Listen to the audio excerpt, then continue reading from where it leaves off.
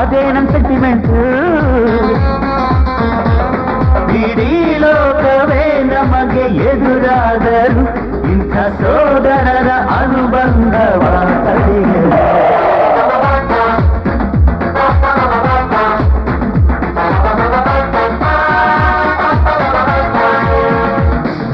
ನೂರಾರು ಕಾಲ ಸುಖವಾಗಿ ಬಾಳು, ಹ್ಯಾಪಿ ಹ್ಯಾಪಿ ಬರ್ತ್ಡೇ.